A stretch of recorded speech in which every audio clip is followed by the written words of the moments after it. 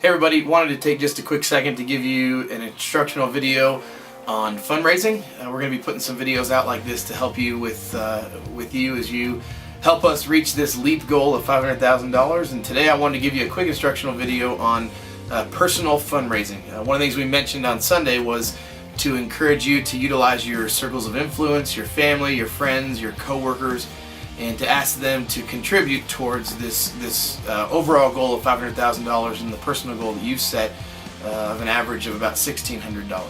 And so, as I mentioned on Sunday, we have done a few things for you when it comes to this. We have created a form letter that we've already written for you, that if you don't know the words to say, we've written that for you, and all you need to do is either just give them the letter that's already been printed, and we have copies of those here at church, or you can log onto our website at www.enjoythejourney.us and go to the LEAP section, and under the resources you'll see that you can download the actual document if you want to make some changes to it, put your name to it, adjust anything that you wanted to adjust.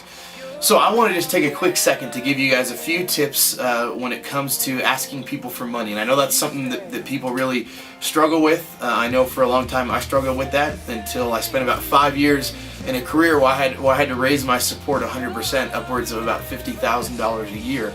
And what I realized is people really don't mind being asked for money, as long as you don't ask them over and over and over again and make them feel like them giving money will impact your friendship or your relationship. And the reality is nobody minds being asked for money, and nobody minds being asked in a way in which if they say no, they're not going to feel guilty. And so I would encourage you that if you are struggling with asking your friends or your family or your coworkers for money, just to think of it as not really being that big of a deal, and also to think of it in terms of if they say no, that it's not a really big deal anyway.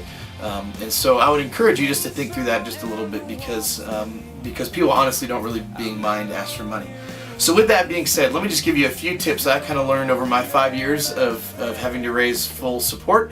One thing is that personal notes are best. I've seen quite a few of you put the online giving forum on your Facebook page and your status, and that's great. It helps get the word out, and I would encourage you to continue to do those types of things. But one of the things that's really important is to send a personal note. And whether it's copying and pasting the form letter that we gave you or using your own words, it's either sending a message through Facebook, sending an email out, sending a handwritten letter, or even just giving a phone call. But for people to receive a personalized note will mean a whole lot more than for them just to see in your status on Facebook that you're going to be doing this fundraising faith experience through Journey.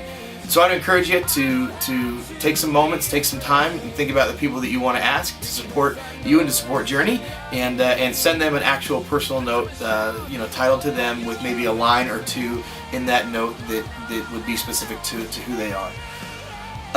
Your own investment in this is really, really important. People want to know that you yourself are giving towards this campaign, giving towards this cause. On Sunday I mentioned a story about me having to raise $2,500 for an event that I played in when I first started working for this organization, Fellowship of Christian Athletes.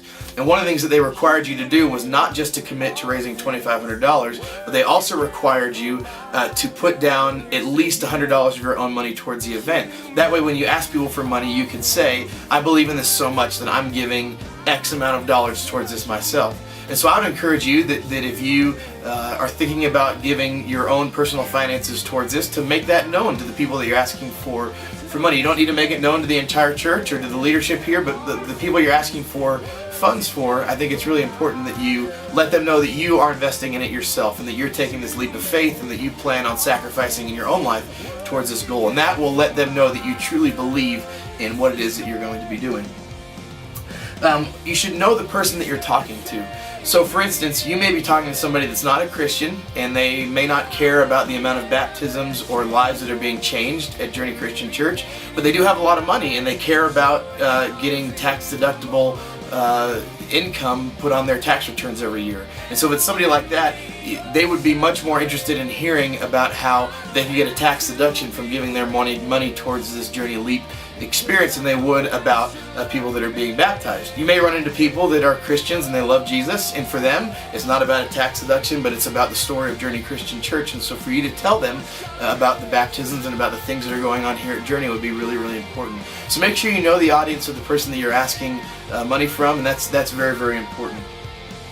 I would also tell you that that your impact and your story is going to be much more powerful than Journey's impact and Journey's story.